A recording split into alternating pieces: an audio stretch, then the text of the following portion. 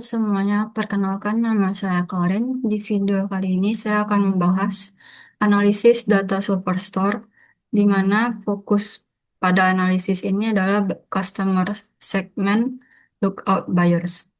Tujuan dari analisis ini adalah untuk mengidentifikasi kondisi pelanggan potensial yang mulai pasif, serta merumuskan strategi yang bisa digunakan untuk mengoptimalkan profitabilitas sebuah perusahaan.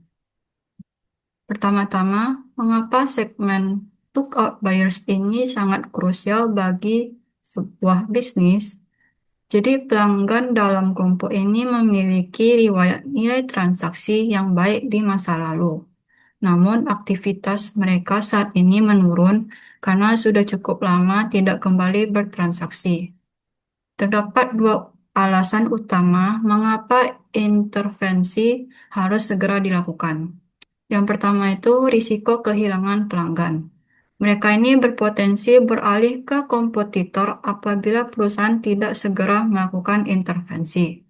Lalu yang kedua, efisiensi biaya. Secara teori, manajemen hubungan pelanggan atau yang biasa dikenal dengan CRM, biaya untuk mempertahankan pelanggan lama lebih efisien dibanding dengan biaya untuk mengakuisisi pelanggan yang baru. Berdasarkan analisis data Superstore, terdeteksi sebanyak 1.107 customer ID yang masuk dalam kategori lookout buyers ini. Jumlah 1.107 pelanggan ini mempresentasikan kelompok kritis yang berada di antara dua kemungkinan, yaitu kembali aktif untuk memberikan profit atau hilang dari sistem transaksi Superstore.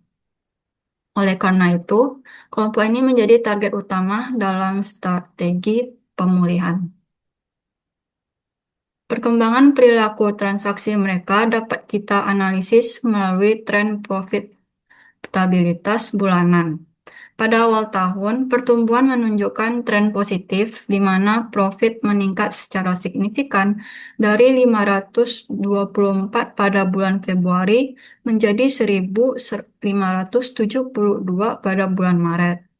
Namun terdapat penurunan performa yang signifikan yang di mana profit berkurang drastis pada bulan Oktober menjadi 1.616 setelah sebelum mencapai 2.434 pada bulan September.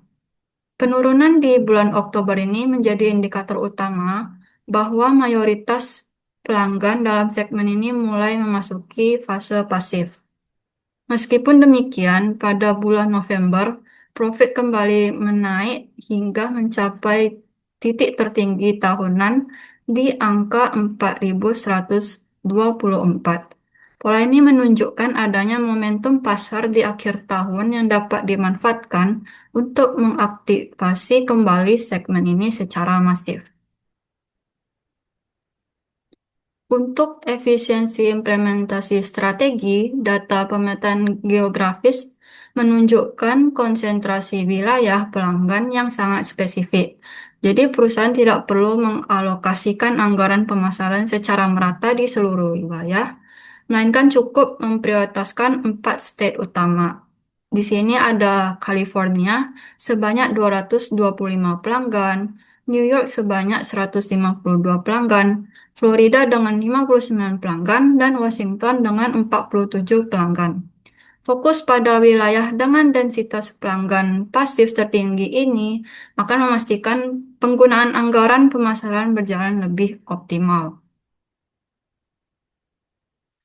Mengenai pendekatan produk, transaksi dari segmen lookout buyers ini didominasi oleh 5 subkategori utama, yaitu ada kebutuhan operasional kantor seperti papers dan binders, lalu perlengkapan ruangan seperti storage dan furnishing, dan perangkat komunikasi seperti phone.